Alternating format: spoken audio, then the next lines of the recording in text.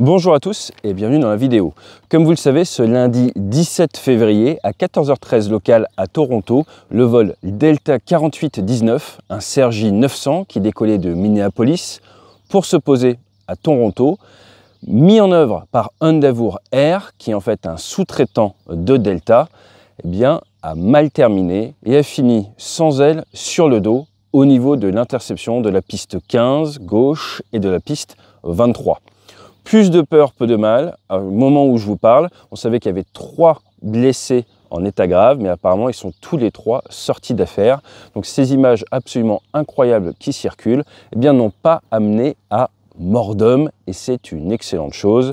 C'est assez compliqué comme ça pour l'aviation depuis maintenant quelques semaines. Ce que je vous propose dans cette vidéo, c'est de revenir sur les 3 grandes phases qui vont entourer ce crash. Alors la première phase, c'est la gestion de crise, la gestion de l'accident en temps réel, elle est maintenant terminée. On va pouvoir revenir sur 8 points extrêmement intéressants qui méritent d'être mis en avant.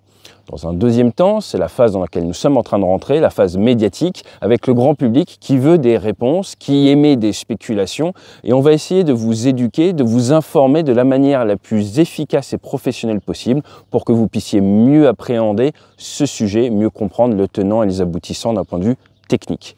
Et le troisième point, la troisième phase, ça sera l'enquête. L'enquête qui va nous donner un rapport préliminaire d'ici un mois, qui va être diligenté par Transport Canada, le BST, mais également par la fédération américaine, la FAA. Et il faut s'attendre à avoir le compte-rendu final d'ici environ 2 ans et on pourra forcément vous couvrir ça sur la chaîne. Allez, si ça vous va, mettez vos ceintures, c'est important, et on attaque juste après le jingle.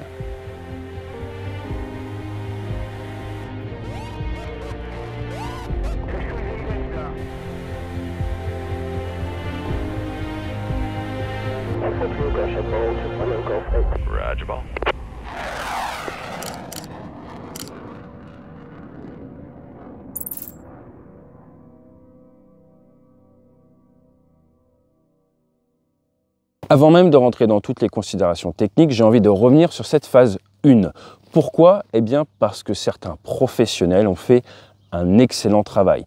Pourquoi je vous dis un excellent travail? Regardez ces images, ce n'est pas tous les jours qu'on voit un fuselage sur le dos avec une évacuation en cours et les toboggans ne sont pas percutés, l'évacuation se passe très professionnellement et je ne le dirai jamais assez sur cette chaîne, c'est grâce au PNC, au personnel navigants commerciaux, au personnel de cabine, ces hôtesses et stewards qui sont là pour votre sécurité.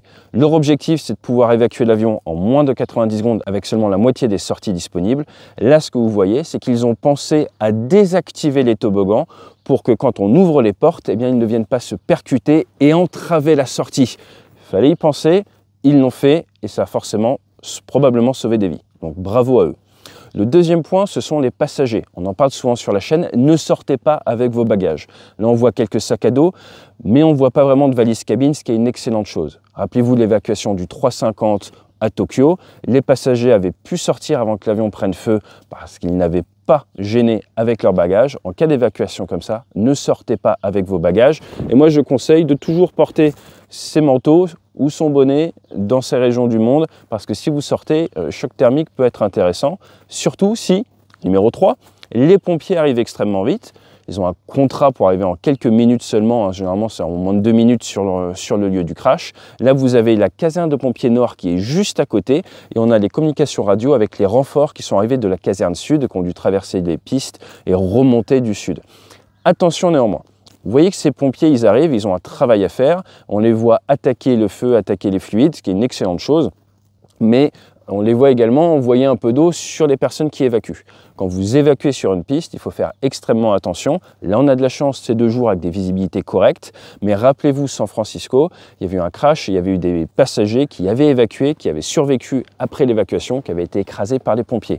Donc si vous devez un jour évacuer un avion comme ça, surtout si c'est de nuit, si vous avez un téléphone, allumez la loupiote, parce que mettez-vous à la place des pompiers qui viennent de traverser tout le terrain, qui arrivent à fond, qui sont peut-être éblouis par un incendie, qui envoient leur bâton, leur jet d'eau. Ils ne vont pas voir grand-chose les pauvres, donc aidez-les à vous aider et poussez-vous. Donc important, dans un cas comme ça, on voit que tout le monde a bien fait son travail et je félicite vraiment les pompiers, c'est très très bien ce qu'ils ont fait. Mais vous, en tant que passager qui évacuez, attention à l'arrivée des pompiers, attention à l'arrivée de secours, c'est du déjà vu dans l'aviation, c'est important d'en reparler. Numéro 4, c'est bombardier. C'est le moment canadien, proud to be Canadian, comme vous le savez, je suis franco-canadien. Ils font des avions qui sont costauds et grâce à quoi? Grâce en partie au retour d'expérience de l'industrie. Regardez ces crashs de 707, ces crashs de 727. L'industrie a essayé de réfléchir à comment augmenter votre survivabilité dans un avion en cas de crash. Et là, on voit clairement que même en perdant les ailes, c'est bien pensé, vous finissez sur le dos, l'avion ne s'est pas pillé, c'est du costaud, c'est du canadien. Et malheureusement, maintenant, c'est plutôt japonais. On va en reparler après. Donc le numéro 5, c'était pour l'industrie. Le numéro 6, c'est pour les hélicos Orange. Si vous êtes déjà allé en Ontario, vous avez vu passer ces petits hélicoptères Orange un petit peu partout, qui sont un peu l'équivalent du SAMU chez nous. C'est une association qui les met en œuvre et hasard, normalement, ils sont basés au plus proche downtown Toronto, donc à Billy Bishop. Or là, au moment de l'accident, il y avait un hélicoptère qui était sur place et qui a été rérouté, qui a été réaffecté pour venir aider. Et donc ils ont pu se poser juste au nord à côté de la caserne de pompiers et ils ont permis, entre autres, il y a eu plusieurs vols d'évacuation sanitaire, d'amener rapidement aux hôpitaux les blessés. Numéro 7, c'est le contrôle qui a bien géré l'arrêt de l'activité, qui a bien autorisé les pompiers à traverser les pistes en service en évitant tout suraccident. Il faut faire attention en cas d'accident au suraccident. Et derrière, ils ont même déjà pu reprendre l'activité sur la piste de Toronto, sur le terrain de Toronto, en fermant forcément certaines pistes. Et le 8e point, les blessés, on en a parlé, apparemment ils sont sortis d'affaire. Je mets ça au conditionnel, à l'heure où je tourne, il est 7h46 le mardi matin. Mais à noter que Toronto dispose d'un des meilleurs hôpitaux pour enfants au monde. Ils ont déjà été classés numéro 1. Là, apparemment, cette année, ils sont numéro 2. Donc c'est vraiment une multitude de facteurs qui fait qu'au final, on se retrouve, à un moment où je vous parle, à ne pas avoir de mort d'homme, alors qu'on aurait pu s'attendre, quand on voit ces images, à un bilan humain absolument dramatique. On attaque la phase 2. Le terrain de Toronto, c'est le terrain où j'avais été basé avec Air Canada, 570 pieds d'altitude, donc vous verrez, c'est cohérent avec les informations que l'on a de Flight Radar 24, de la position de l'avion et de sa vitesse au niveau du transpondeur. Là, ils étaient en approche pour la piste 23, la piste 523 c'est la plus longue, 3400 mètres, et vous avez pas mal de pistes, il y a les pistes 1533 rarement utilisées, sinon vous avez les 0624 également. À noter qu'il s'appelle Pearson, ce terrain, c'est le nom du 14e Premier ministre canadien, et à noter, il a reçu le prix Nobel de la paix en 1957. Pour information, c'est 640 000 mouvements d'avions par an, 640 000 mouvements d'avions par an qui se passent pour la plupart extrêmement bien et 50 000 employés sans compter les compagnies aériennes sur ce terrain. L'avion, je vous ai dit, c'est du Canadian Regional Jet, c'était un 900, c'est fabriqué à Mirabel au Québec. Ça a commencé en 1992 avec pour objectif de faire des petits avions pour amener les passagers vers les hubs. Donc ça a commencé avec des séries d'avions aux alentours des 50 passagers, c'est monté jusqu'au Sergi 1000 qui faisait 100 passagers et il y a eu un total de 1945 Sergi qui ont été fabriqués. Pour tout vous dire, il y a 3 jours, j'ai fait un vol en Sergi, c'était Madrid-Lyon. Donc sur des petits vols comme ça, ou mettre un Airbus A320, ou mettre un 737, il y aurait trop de place disponible, on va mettre ces petits formats-là. Le dernier a été fabriqué en 2021, et pourquoi je vous disais c'est devenu japonais? Parce que Mitsubishi Heavy Industries les a rachetés en juin 2019. Ça a été un peu la fin pour Bombardier sur les Sergi donc, qui ont été vendus, et après il y a eu le CS300, lui qui a été vendu chez Airbus, qui est devenu l'Airbus A220. Un Sergi, ça fait 37 tonnes en masse maximum, vous avez 8 tonnes de kéro et vous allez consommer 1,7 à 2 tonnes par heure. Donc là, au moment du poser, on avait 76 passagers, 4 membres d'équipage, 2 pilotes, 2 PNC et vous aviez probablement aux alentours des 1 à 3 tonnes de carburant dans l'avion. Pour finir sur la piste de Toronto, Toronto c'est connu en France à cause du Air France 358, le 340 qui est sorti de piste 24, là encore pas une mort, et un Airbus A350 qui avait touché de la queue sur la même piste, eh bien il y a quelques mois on en avait parlé sur la chaîne. Sinon, c'est un terrain où il n'y a pas eu beaucoup d'accidents, malgré ces 640 000 vols par an. Au niveau des conditions météo sur le terrain, on se retrouve avec un vent fort, donc ils ont eu beaucoup de neige ces derniers jours. Là maintenant, on est sur le ciel de traîne, sur l'après si vous voulez. On avait un vent qui était du 270, donc qui vient de la droite pour environ 40 degrés, qui est 27 nœuds rafale à 35 nœuds, donc ça fait des rafales à 70 km/h, avec une visibilité qui est de l'ordre de 9 km, mais qui peut être réduite à cause du vent qui vient justement bouger des morceaux de neige, et ce qui va vous gêner un petit peu en termes de visibilité. À noter quand même, quand on calcule la composante traversière, ça nous donne une composante traversière de 22 nœuds pour l'avion opposé au moment où il s'est posé. On va voir, c'est important, et il faisait quand même moins 8 degrés, donc ça vous fait réfléchir un petit peu aux personnes qui aident à évacuer en polo, hein, on voit qu'ils sont du nord. Alors, qu'est-ce qui a pu se passer? Mécaniquement, on peut avoir un souci au niveau de l'avion. On peut avoir un souci au niveau des guidages au sol, au niveau de l'ILS. Alors pourquoi est-ce que je vous parle de l'ILS? Parce que le contrôleur a annoncé à la radio qu'il fallait s'attendre à un slight bumping on glide path, qu'il fallait s'attendre à un petit saut au niveau du guidage de l'ILS parce qu'il y avait un avion in front of it, un avion devant. Alors comment est-ce que ça fonctionne? En fait, ça vient de systèmes au sol qui peuvent être gênés fonction de la présence, par exemple, d'un avion dans l'axe. Une fois que la partie mécanique aura été observée, forcément, ils vont se poser la question d'une interférence extérieure. Collision aviaire, collision avec un drone qui aurait pu gêner. Alors, vu le vent, je ne vous cache pas que c'est assez peu probable. Par contre, le gros point qu'ils vont regarder, c'est la météo. La météo et notamment le cisaillement de vent. Delta 191, qui est un avion justement de Delta, en 1985, s'est écrasé avec un Lockheed 1011 Tristar à cause de forts cisaillements. Là, vous avez un vent qui est assez fort et surtout qui est non constant, avec des rafales de vent. Donc ça peut venir créer des variations au niveau de vos vitesses qui peut amener l'avion à s'enfoncer un petit peu, à avoir des problèmes. Ce qu'on appelle le wind shear. Vous avez des systèmes au sol pour le détecter, des systèmes dans l'avion pour le détecter. Et normalement, s'il y a du wind shear, c'est plein gaz, remise des gaz, on interrompt l'approche, il n'y a pas à réfléchir dans l'aviation en 2025. Donc à voir si le cisaillement de vol peut avoir eu un effet. Et le dernier point, forcément, facteur humain. Alors le facteur humain, si vous suivez la chaîne, vous le connaissez, il faut faire une approche stabilisée. Si l'approche n'est pas stabilisée, eh bien normalement, on n'a pas le droit de se poser, on refait le tour. L'approche stabilisée, on va la vérifier à 1000 pieds sol, ça fait 1500 pieds à Toronto. On va la vérifier à 500 pieds sol, ça fait en gros 1100 pieds à Toronto. Et après, derrière, il faut s'assurer qu'on va se poser sur la bonne zone. Alors, grâce aux données ADS-B, on arrive à savoir un petit peu à quoi ressemblait l'approche. La data qu'on a ce matin, c'est qu'à 1150 pieds mer, eh bien, on était à 120 nœuds, moins 770 pieds variaux, ce qui est assez cohérent.